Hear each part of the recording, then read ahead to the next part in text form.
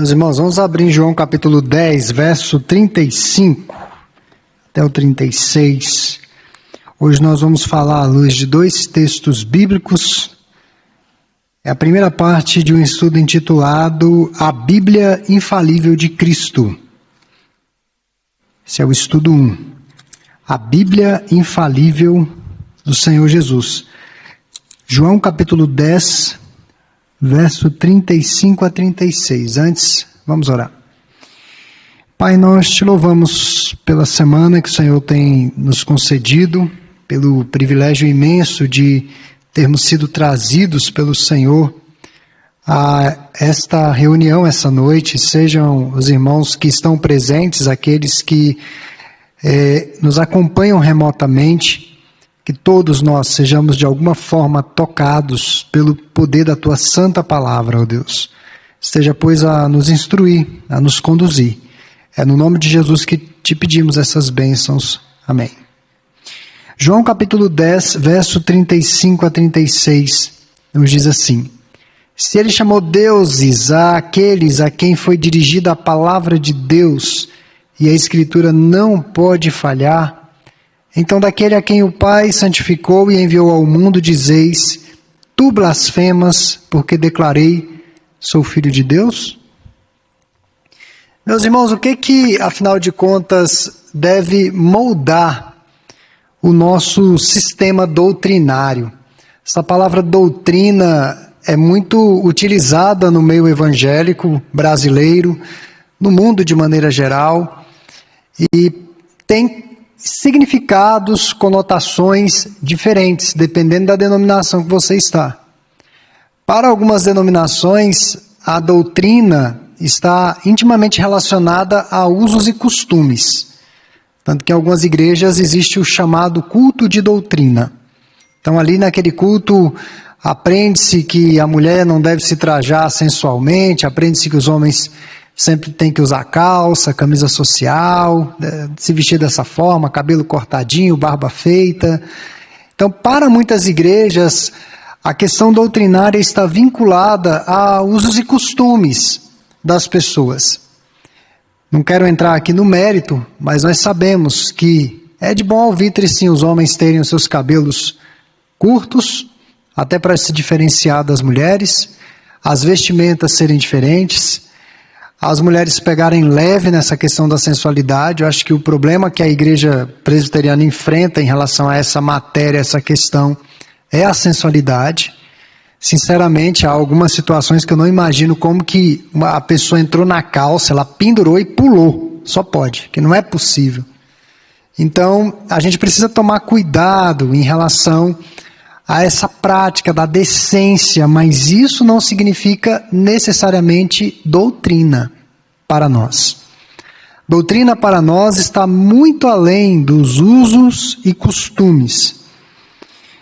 A doutrina que nós vamos falar aqui nesse primeiro momento, nesse primeiro estudo, é a doutrina que movia o Senhor Jesus. Ela estava fundamentada, baseada em algo. O que Jesus acreditava a respeito da Bíblia? Qual era a Bíblia que Jesus lia? Obviamente nós sabemos que não é a mesma que temos hoje. A Bíblia que Jesus lia era uma Bíblia ainda incompleta, somente o Antigo Testamento. O acréscimo dos 27 livros vieram posteriormente.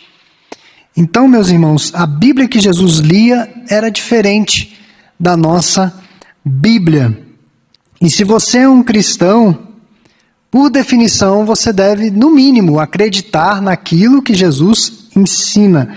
Ele é o nosso Salvador, mas além de ser Salvador, Ele é Senhor também. Ele está conduzindo a nossa vida, Ele está nos dirigindo.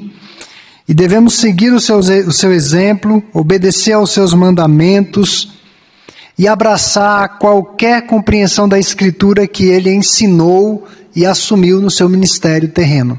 Qualquer interpretação que o Senhor Jesus teve. A sabedoria cristã residirá nesse tipo de conduta em relação à Bíblia. Jesus quer sabedoria? Veja como Jesus aplicou a Bíblia às diversas situações que o permeavam, que o circundavam, as questões que vieram até ele, como que ele utilizou-se desse texto bíblico para aplicar o ensino de Deus. É assim que nós devemos viver também. É assim que nós viveremos com sabedoria. E obviamente que a maioria das pessoas, se você conversar, a maioria das pessoas da nossa sociedade considera Jesus um grande profeta, um grande professor. Um professor. Se Jesus hoje fosse comparecer a algum podcast da atualidade para dar uma entrevista de 2, 3, 5 horas sobre seus ensinamentos, ele seria apresentado como um professor. Aquele que ensina, aquele que instrui. Então, no mínimo, ele era um homem nobre e um grande profeta, no mínimo, para dizer o mínimo a respeito do nosso Senhor. Então, meus irmãos, naquela época, o texto sagrado que eles tinham acesso eram pergaminhos feitos de peles de animais. E ali se escrevia o texto bíblico, e esses pergaminhos não eram populares, não eram encontrados em residências, numa estante, num criado mudo ou numa estante para livros. Esses pergaminhos eram cuidadosamente guardados em uma sinagoga. E eles tinham o dia certo para que esses pergaminhos fossem trabalhados, lidos e interpretados. Era o dia do Shabat, o dia de sábado, o dia de descanso. Todos iam à sinagoga e ali era lido o texto sagrado para todos os presentes e também interpretado. Era um dos bens mais sagrados de toda a comunidade judaica. Eram seus pergaminhos. Não eram nem tanto seus símbolos, mas os seus pergaminhos, as escrituras. E aos sábados, lidos e explicados. Então, essa era a Bíblia que Jesus lia, no Antigo Testamento. Qual doutrina Jesus ensina acerca da própria Bíblia, da própria Escritura? Qual doutrina? A doutrina deriva justamente do que ele interpretou, do que ele cumpriu, mas também do que ele ensinou a partir do texto bíblico. Tudo de Jesus começa e termina no texto bíblico. Ele não saiu inventando. Nós vamos ver assim, muito superficialmente hoje, porque não é possível entrar em todos os detalhes, quando Jesus fala que outrora ouvistes o que foi dito acerca do adultério, e aí Jesus traz como que uma nova interpretação, ou uma nova lei, uma renovação da lei. Na verdade, Jesus não renovou a lei. Jesus explicou o espírito da lei. O que estava por detrás dessa lei? E ele fez a aplicação correta. O que ele acredita acerca da Bíblia? E o texto que nós lemos inicialmente, de João 10, 35 a 36, é uma das questões mais importantes que Jesus falou em todo o seu ministério terreno. E também uma das colocações mais confusas, e certamente compreender o contexto vai nos ajudar. Os judeus queriam apedrejar a Jesus, é o que diz o verso 31. Por que eles queriam apedrejar a Jesus? Porque Jesus, sendo homem na perspectiva dos fariseus, dos opositores, dos religiosos, ele ousou fazer-se igual a Deus, o verso 33. E em resposta a essa acusação, Jesus faz uma citação do Salmo 82. E ele apela à Escritura para defender-se de acusação de blasfêmia. Ele apela à Sagrada Escritura. Jesus fala aqui a palavra deuses, Elohim, que foi usada em referência a reis ímpios, juízes, magistrados ou alguma autoridade de governo. E obviamente que o salmista aqui está se valendo de uma certa dose de sarcasmo. Essas autoridades ímpias se colocaram como deuses em algumas situações, achando que as suas iniquidades jamais seriam encontradas. Em outras palavras, ele diz o seguinte: olha, eu sei que vocês são tão importantes que são como deuses entre os homens, mas morrerão como todos os demais. Portanto, Jesus não está tentando provar a sua divindade por meio dessa passagem. Porque os fariseus pegavam ao pé da letra. Então, se na Bíblia está dizendo que os homens eram como que Deus, então qual é o problema de Jesus ser um Deus, né? Essa seria a ideia.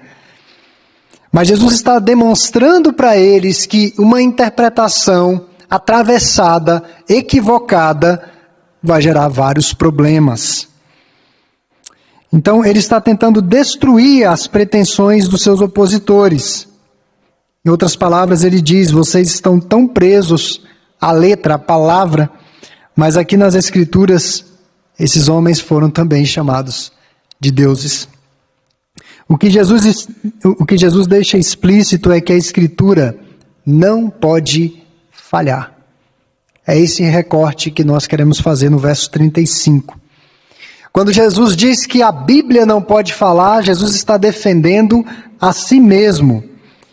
Ele não constrói o seu argumento a partir de um texto isolado da lei, de um versículo isolado. Mas ele põe a Escritura, toda a Escritura, todo o livro, não pode falhar. Ele não tenta provar que o Salmo 82 é autoritativo, ele não tenta convencer os seus adversários que... Ele tenta convencer aos seus adversários que as Escrituras não falham. E em João 10:35, essa expressão falhar significa afrouxar, liberar, dispensar, dissolver. Carrega o sentido de quebrar, anular ou invalidar. O que Jesus está querendo dizer aqui? Que nenhuma palavra da Bíblia pode ser falseada, nenhuma promessa ou ameaça deixará de ser cumprida. O que Deus falou, Ele vai cumprir à risca, porque Ele é fiel à sua palavra. Nós temos o hino 32 do nosso cenário, e recentemente esse hino sofreu uma alteração na sua estrofe, aliás, no seu refrão, que no final a gente sempre cantou: Tu és fiel a mim. Era essa a letra utilizada outrora. E a comissão de Nódia da IPB entendeu que não, Deus não é fiel a nós. Deus é fiel a Ele, a palavra dEle, as promessas dEle.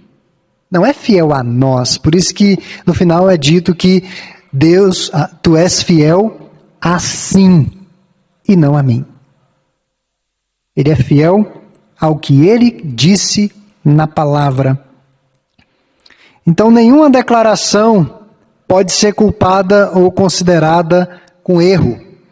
Para Jesus e seus contemporâneos, seria impiedade gravíssima pensar que qualquer palavra dita por Deus ou escrita por Ele possa ser uma palavra tortuosa ou uma palavra errada e muito menos uma palavra falível.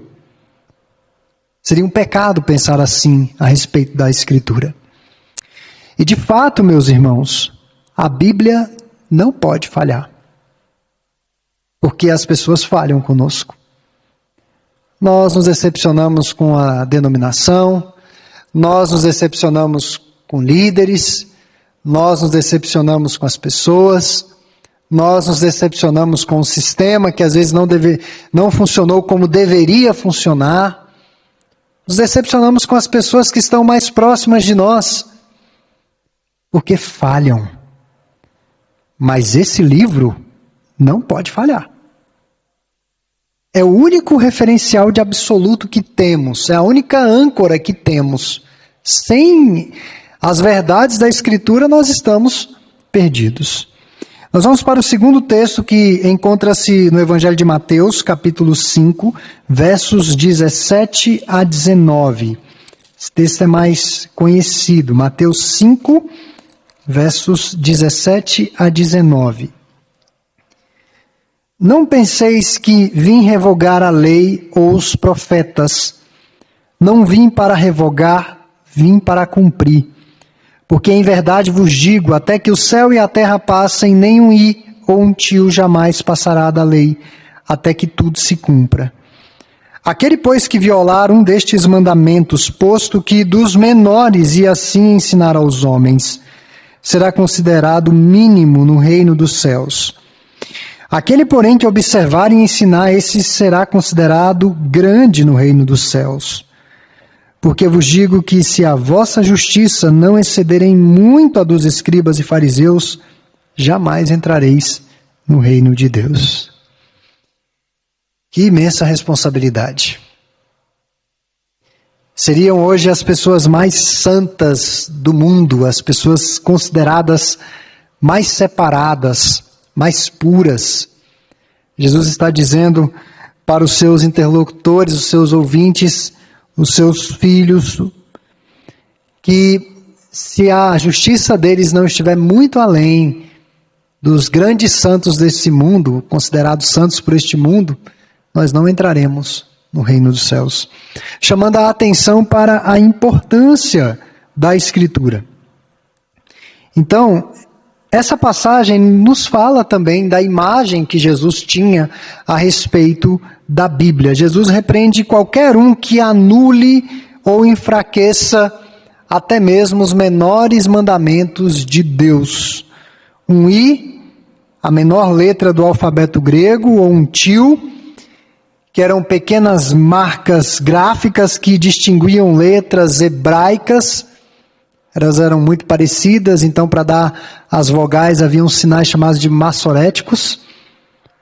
Ou seja, tirar um sinalzinho daquele, ignorar um I, que é a menor letra, aquilo que talvez não tenha muita importância numa primeira vista.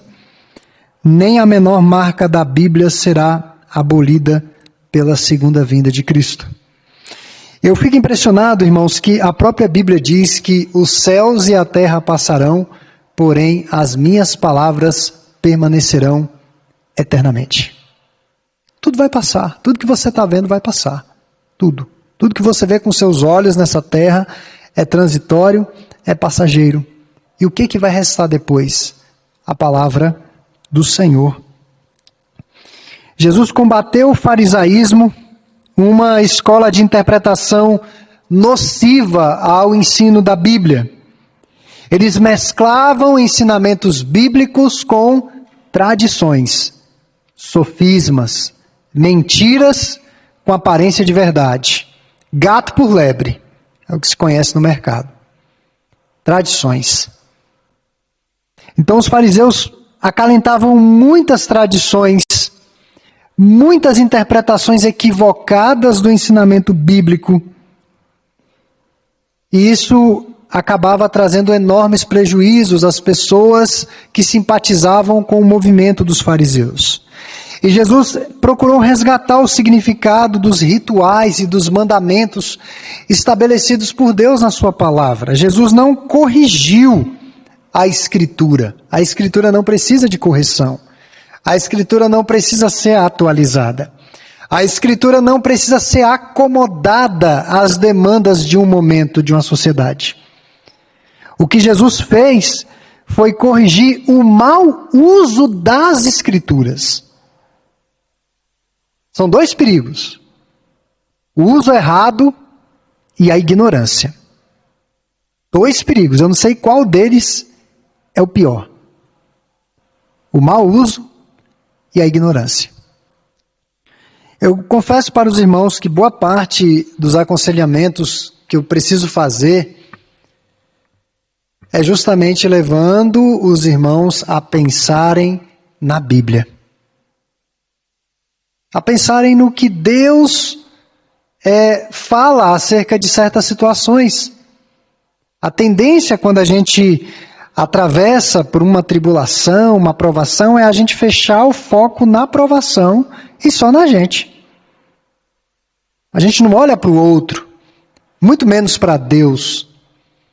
E geralmente quando eu percebo que há muito egocentrismo no aconselhamento, eu digo para a pessoa: você já foi no hospital com pessoas doentes de câncer? Você já visitou crianças com câncer? Você já olhou para a situação do outro, do próximo? Às vezes a pessoa nem atentou para isso. Quando ela tira o foco dela, do problema dela, ela começa a olhar para o outro. Aí ela fica mais desesperada, porque ela vê que a vida é muito dura e é muito difícil. E é justamente nesse desespero que ela vai olhar para o alto, que ela vai olhar para Deus, para quem é Deus, para o soberano, para os seus atributos. Então Jesus não corrigiu a Escritura, mas o mau uso dela. A sua intenção é que todo o seu peso seja relevante para o coração, para o nosso coração.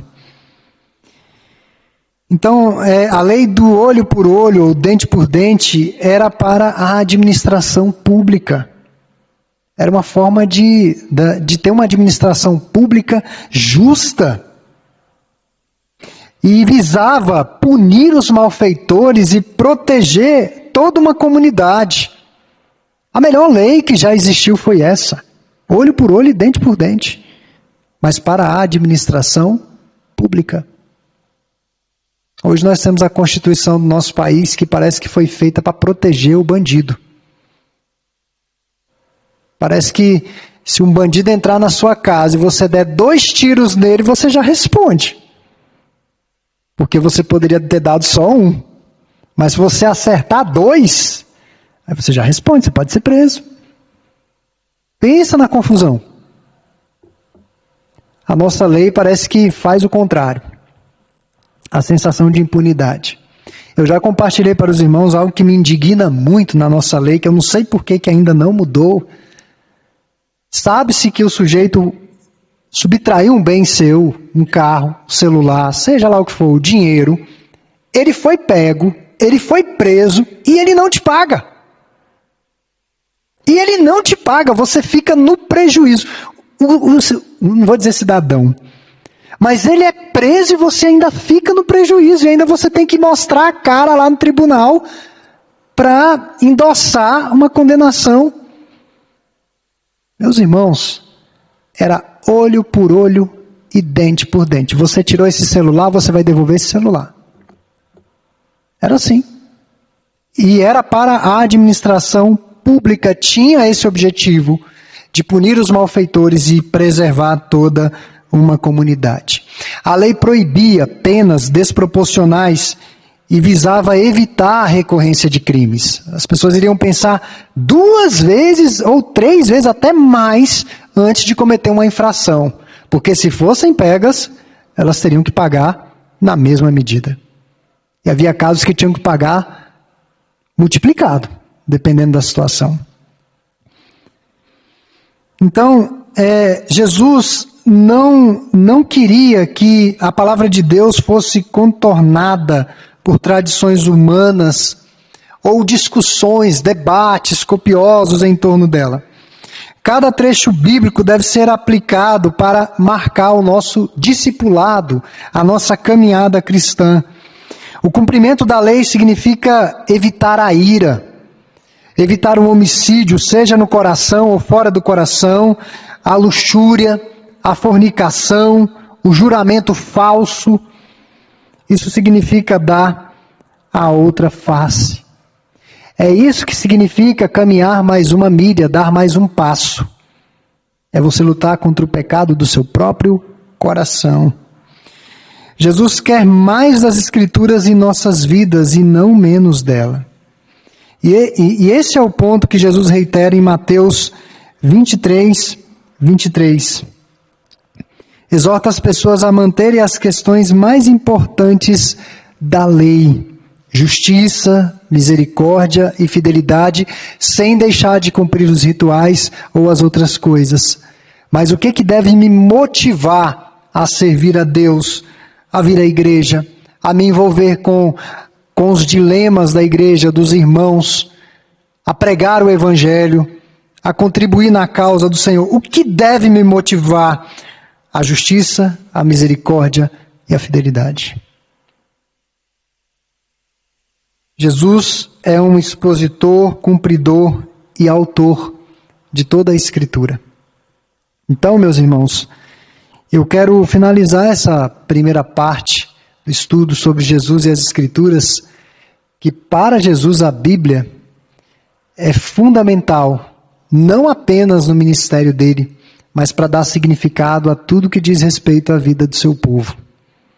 Sem a Bíblia, nós ficamos sem direção, sem o ensino das Escrituras, o ensino correto, inspirado, nós ficamos à deriva, sendo conduzidos por qualquer tipo de filosofia que seja mais atraente. E, lamentavelmente, nós temos visto muito disso na igreja. Há uns dias atrás, quando ainda nós estávamos falando nos 10 mandamentos no culto solene à noite, nós pregamos os 10 mandamentos para os nossos dias, eu falava a respeito, eu não sei se fui eu ou o pastor Edito que falou desse mandamento do não roubarás. Mas uma analogia que fiz naquela ocasião, e eu endosso aqui novamente, é que quando alguém comete um crime, se alguém comete um homicídio, se alguém rouba, você não vai dizer, matou, né? A gente tem que respeitar. A gente tem que respeitar porque matou. Ele quis, né? É a liberdade dele, é o livre-arbítrio, né? Que as pessoas falam tanto disso aí. Tem que respeitar. Ninguém fala isso, irmãos. Ninguém fala isso. Agora, quando certos usos e costumes são aceitos numa sociedade pelo politicamente correto, o politicamente correto que atenta contra a estrutura familiar estabelecida por Deus, o homem sendo líder na sua casa, líder na igreja, líder dos seus filhos, a mulher em submissão, quando esses valores são retirados e substituídos, seja por relacionamentos homoafetivos, seja pela mulher, não preciso de homem, eu vou viver sozinha, eu tenho a minha independência, eu tenho o meu dinheiro. Eu já ouvi várias mulheres na igreja dizer isso. Isso não é um pensamento de crente. Não está sujeita à autoridade que Deus estabeleceu para ser bênção na vida dela. É bênção na sua vida. E eu não estou falando de machismo, que é uma deturpação, mas eu estou falando do patriarcalismo estabelecido por Deus, que é bênção. É bênção. E as pessoas vão atentando contra a palavra de Deus. O discurso politicamente correto vai entrando, vai meio que lavando a mente. A minha sogra comentou, eu não tinha visto, e esses dias eu vi um pedaço. Fizeram um remake daquela novela Pantanal e colocaram questão gay lá. Eu não me lembro naquela época de ter questão gay nessa novela. Sinceramente, eu não me lembro. E ela estarrecida, horrorizada. Eu falei, para de assistir essa porcaria. Para de assistir. É o politicamente correto. Ou querem empurrar a goela abaixo na gente. Eu respeito. Não é bem assim, não. Deus vai julgar. Deus vai julgar. E o que a justiça da terra não fizer, ou deixar passar batido, Deus vai fazer. E se a gente não vive sob a palavra dele, submetido aos mandamentos dele, que são bênçãos para nós, nós vamos sofrer as consequências, com certeza. Um filho, e você já foi filho dentro de um contexto familiar, hoje eu aconselhava uma pessoa e eu falava a respeito disso, certamente você não concordava com tudo que seu pai e sua mãe fazia, talvez nem concordava com, ou não concorda ainda com os métodos que eles utilizaram para te disciplinar ou com a rotina deles. Mas a própria Bíblia diz que eles fizeram o melhor que puderam, com as limitações que eles tinham. E seus pais, e os meus também, foram as primeiras pessoas que nos amaram muito e se sacrificaram muito para nos criar. Que não é fácil. Só quem tem filho sabe que não é fácil. Então eles se sacrificaram. Mas você não concordou com tudo. Se você tivesse voz ativa para mudar, você falaria muita coisa diferente. E muito do que os seus pais te ensinaram, às vezes a duras penas, não aceitando, quando passaram-se os anos, você pensou, puxa, meu pai tinha razão, minha mãe tinha razão, minha avó tinha razão, eu estava ali, né, rebelde, tudo, mas eles tinham razão. E é assim com a nossa jornada com Deus. Os mandamentos, talvez, no primeiro momento, nos serão penosos e vão exigir de nós um preço alto, mas a gente vai entender. Vai chegar um tempo que a gente vai entender. Então, irmãos, que Deus realmente aplique essa palavra aos nossos corações, que hoje, ao nos colocarmos diante do Senhor em orações, nós coloquemos o nosso coração para que seja um coração quebrantado à palavra dele. Todos nós, é o que nós precisamos, de um coração quebrantado, sensível à vontade dele para as nossas vidas. Vamos ficar em pé aqui se puderem, nós vamos orar, encerrar a nossa transmissão. Depois eu vou passar a palavra, já fui informado aqui, que quem vai dirigir é o Guilherme, da diretoria da UPA. Então a diretoria da UPA vai nos conduzir na sequência com a reunião de orações. Vamos orar. Amado Pai, agradecemos-te pela Escritura Sagrada, porque Jesus é o cumprimento cabal de todas as tuas promessas. Ele é o Cordeiro teu. Ele foi crucificado, morto para remover a nossa culpa, o nosso pecado. Ele cumpriu toda a lei. E, ó Deus, nós somos desafiados a um caminhar novo e pautado inteiramente na tua santa palavra. Esteja aplicando, ó Deus, esses ensinamentos aos nossos corações. Que levemos a sério o que a tua palavra diz. É no nome de Jesus que nós oramos. Amém.